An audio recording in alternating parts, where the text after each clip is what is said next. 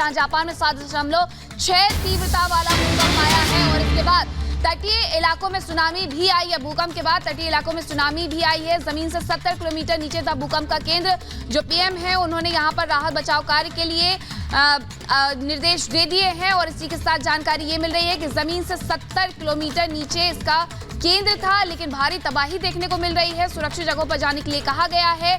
Japan की धरती थर्राते हुए, कांपते हुए नजर आ रही है। 7.6 तीव्रता के भूकंप के बाद साल का पहला दिन और पहले ही दिन किस तरीके से 7.6 तीव्रता के भूकंप के साथ यहां पर जापान में रहने वाले लोग थर्राए हैं। और हमारे साथ नुपुर तिवारी टोक्यो से लाइव जुड़ गई हैं, हमारी संवाददाता, रिपब्लिक नेटवर्क की संवाददाता। नुपुर, ये समझना चाहेंगे 7.6 तीव्रता का ये भूकंप कितना नुकसान हुआ है? सुनामी को लेकर भी जानकारी मिल रही है और ये माना जा रहा है कि जैसे 2011 की बात कर रहे हैं जब 16,000 लोगों की जिंदगी खत्म हो गई थी, ऐसा ही डर अभी भी लोगों के भीतर बना हुआ है। Hello ji, can you hear me? Yes Nupur. Okay so जैसे आपने बताया कि साल के पहले दिन ऐसे हो गया, ये साल के पहले दिन ये बहुत ही डेवस्टेटिंग न्यूज़ है पूरी दुनिया के लिए, स्पेशली जापान के लिए और ये वेस्टर्न कोस्ट के लिए। साल के पहले दिन दुनिया कुछ और से मनाते हैं और साल के पहले दिन जापान कुछ और से मनाते हैं।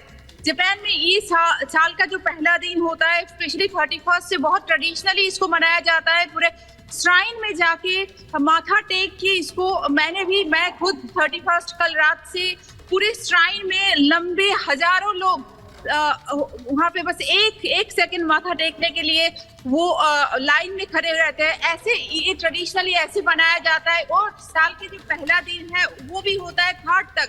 ये फैमिली रीयूनियन का टाइम है, ये गाला टाइम है। जो लोग घर वापस जाते हैं, जो वेस्टर्न कोस्ट है वहाँ पे भी लोग रहते हैं, लेकिन उनके बहुत सारे ज्यादातर लोग ये टोक्यो में आके काम करते हैं और ये लोग साल में एक बार घर जाने के लिए इंतजार करते हैं।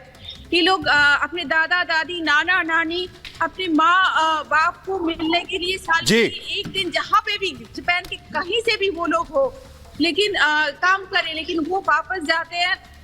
और साल के पहले दिन ये जो डेवस्टेटिंग जो अर्थक्वेक हुआ है, बहुत ही शॉक है सबके लिए, बहुत दुखदायक है।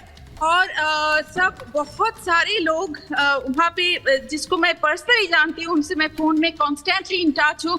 डेफिनेटली 7.6 ये कोई और जगह पे अगर होते तो बहुत ही डेवस्टेटिंग हो सकते थे, लेकिन Japan, the entire Japan is ready for the earthquake. इसीलिए डेफिनेटली ये बहुत सारे न्यूज़ बहुत जगह से आ रहे हैं, लेकिन जितना और कोई कंट्री में होता है ऐसा कुछ नहीं है। डेफिनेटली सुनामी वार्निंग भी दिया गया है। जापान के सेंट्रल गवर्नमेंट भी काम कर रहे हैं, जो लोकल गवर्नमेंट है वो लोग भी काम कर रहे हैं। स्पेशली जो एजेड पीपल है, जैसे आप लोगों को पता है कि जापान में एजिंग पॉपुलेशन इज बहुत the number is quite high.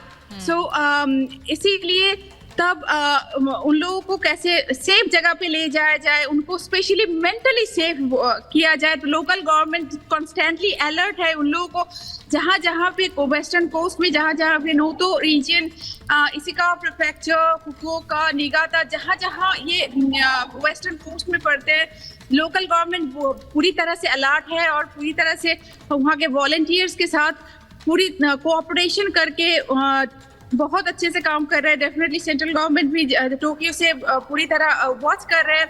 और जो सुनामी जो है, डेफिनेटली हम उसको, ये नेचर का खुद का डिसीजन है, उसको हम रोक नहीं सकते। लेकिन जो अर्थक्वेक है उसको जापान पूरे देश को इतने अच्छी तरह से बनाया कि कहीं से भी अर्थक्वेक जो किसी और देश में अगर होता ये 7.6 तो ये बहुत ही ज्यादा डेवस्टेटिंग हो सकता था।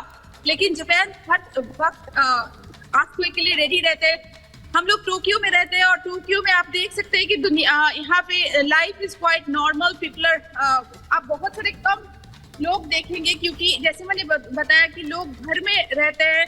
मेरे पीछे एक फैमिली जा रहे हैं और बस ये लोग थोड़ा बहुत ही निकलते हैं घर में ही। पूरे रीयूनियन होते हैं, अगर जरूरत ना पड़े 3 दिन बहुत कम लोग घर से निकलते हैं।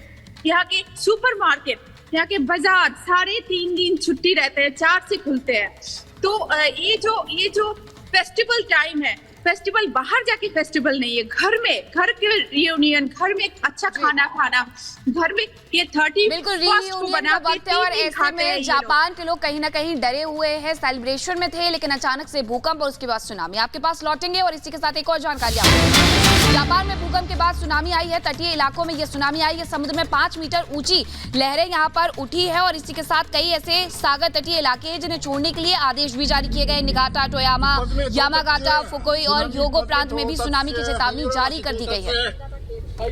नुपुर हमारी सहयोगी लगातार बनी हुई हैं जो हमें जानकारी दे रही है टोक्यो से। नुपुर, अगर आप बता पाएं कि आखिर क्या कुछ वक्त रहा जिस दौरान ये भूकंप आया है, और जैसा आप बता रही कि जापान पूरी तरह तैयार है, किसी और देश में अगर इस तरीके का भूकंप आता तो नुकसान बहुत ज्यादा होता, लेकिन सुनामी के खतरे के अलर्ट के मद्देनजर सिचुएशंस क्या हैं फिलहाल वहां पर?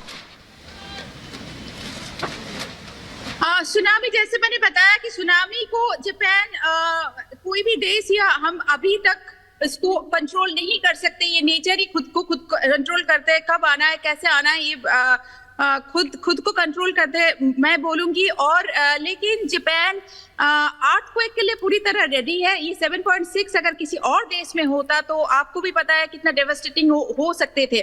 जहां पे सुनामी वार्निंग दिया गया है, जैसे निगाटा हो गया, फुकुई हो गया, इशिका प्रीफेक्चर हो गया, वहाँ के लोकल गवर्नमेंट पूरी तरह, क्योंकि उनको तो ऐसा नहीं है कि सुनामी आ गया है, बहुत पूरी तरह अलर्ट है।